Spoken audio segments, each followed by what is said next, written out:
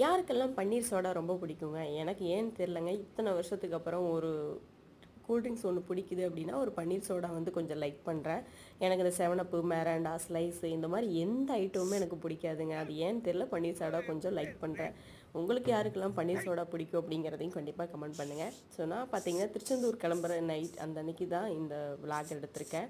இது பார்த்தீங்கன்னா, நாங்கள் ஆடெல்லாம் மேய்ச்சிட்டு சரி சாயங்காலம் கிளம்பலாம் அப்படின்ட்டு அம்மா வர வரைக்கும் கொஞ்சம் ஆடு மேய்ச்சிட்டு இருந்தேன். மேய்ச்சதுக்கப்புறம் நைட்டு தான் நாங்கள் கிளம்புனோம்.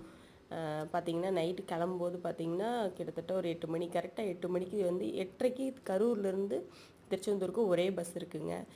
எல்லோரும் எப்படி பஸ்லேயே போயிட்டு வரீங்க அப்படின்னு சொல்லி சில பேர் கேட்டிருக்காங்க. அந்த கேட்டிருக்கவங்களுக்கு தான் பதிலுங்க. பஸ்ஸில் வந்து நிறையா உண்மையிலுமே சூப்பராக இருக்குங்க ட்ராவலு. சில பேர்த்துக்கு வேணால் பஸ் வந்து பிடிக்காமல் இருக்கலாம். பட் துரு பஸ்ஸாக ஏறிட்டா வந்து திருச்செந்தூர் போயிட்டு வரக்கு கொஞ்சம் ஈஸியாக தான் இருக்குது.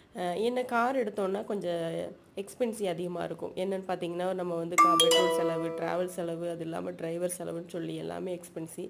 நம்ம பட்ஜெட்டுக்குள்ளே போயிட்டு வரணும் அப்படின்னா, திருச்செந்தூர் முருகரையும் பார்க்கணும், பட்ஜெட்டுக்குள்ளே போகணும் அப்படின்னா பஸ் வந்து எனக்கு வந்து ஓகே அப்படின்னு தோணுது. அது இல்லாமல் நம்ம ஒருத்தருக்காக கார் எடுத்துகிட்டு போகணும் அப்படிங்கிறதெல்லாம் வந்து ரொம்ப ஓவர் செலவு தாங்க.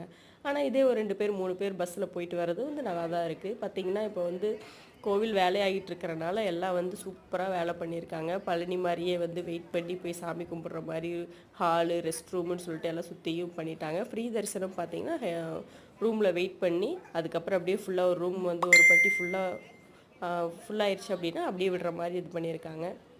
இந்த தடவை பார்த்தீங்கன்னா உண்மையிலேயும் ஃப்ரீ தரிசனம் போய் சாமி கும்பிட்டோம். 2 மணி நேரத்தில் சூப்பராக சாமி கும்பிட்டு வந்துட்டோம்.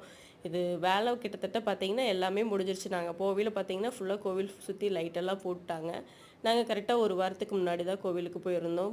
கும்பாபிஷேகத்துக்கு ஒரு வாரத்துக்கு முன்னாடி கோவிலுக்கு போயிருந்தோம். இது பார்த்திங்கன்னா ஒரு பட்டி அப்படின்னா ஒரு ரூம் ஃபுல்லாக வந்து ஹவுஸ்ஃபுல் ஆனதையும் அப்படியே வந்து விட்டுறாங்க. கரெக்டாக வந்து ஒரு ரூம் ஃபுல்லாக ஹவுஸ்ஃபுல் ஆகும்போது இங்கே பார்த்திங்கன்னா ஒரு ரூம் அப்படியே ஒருத்தர் பாதி பேர் வந்து சாமி கும்பிட்ற மாதிரி இருக்குது. கரெக்டாக காலையில் 6 மணிலேருந்து ஒரு 7 மணி வரைக்கும் பார்த்திங்கன்னா கொஞ்சம் லைனில் நிற்கிற மாதிரி இருக்கும். ஏன்னா அப்போ வந்து கொஞ்சம் அபிஷேகம் இந்த மாதிரிலாம் பண்ணிகிட்ருப்பாங்க. அதனால் கொஞ்சம் வெயிட் பண்ணி சாமி கும்பிட்ற மாதிரி இருக்கும். பட் அதுக்கு முன்னாடி போயிட்டாலும் கொஞ்சம் நேரமே சாமி கும்பிட்டலாம். கொஞ்சம் ஈவினிங் டைமில் போனாலும் சீக்கிரம் சாமி கும்பிட்லாங்க. நாங்கள் எப்போவுமே கரெக்டாக அந்த பஸ் வந்து 4:30 போது போகிறதுனால நாங்கள் அந்த 5, 6 மணி தான் சாமி கும்பிட்ற மாதிரி இருக்குது. அதனால் ரெகுலராக 2 மணி நேரம் நின்று சாமி கும்பிட்டு வருகிறோம். நீங்கள் எல்லோரும் யாராவது போனீங்க அப்படின்னா கண்டிப்பாக வந்து கொஞ்சம் முடிஞ்ச வரைக்கும் ஈவினிங்கில் சாமி கும்பிட்ற மாதிரி போனீங்க அப்படின்னா கொஞ்சம் சீக்கிரம் சாமி கும்பிட்டுறலாங்க. இல்லை என்னால் க்யூவில் நிற்க முடியாது அப்படின்னு நினைக்கிறவங்க ஈவினிங் போங்க. எனக்கு எந்த பிரச்சனையும் இல்லை அப்படின்னா காலையில் டைமில் போகலாம். அன்னதானம் சூப்பராக இருக்குங்க. அன்னதானம் மண்டபம் செம்மையாக பெருசாக கட்டிட்டாங்க. அன்னதானம் வந்து பார்த்திங்கன்னா நல்லபடியாக சூப்பராக கிடச்சிது. அப்புறம் ஃபைனலி பஸ் கிடச்சாச்சுங்க. ஏசி பஸ்ஸே பார்த்து ஏறியாச்சு. ஸோ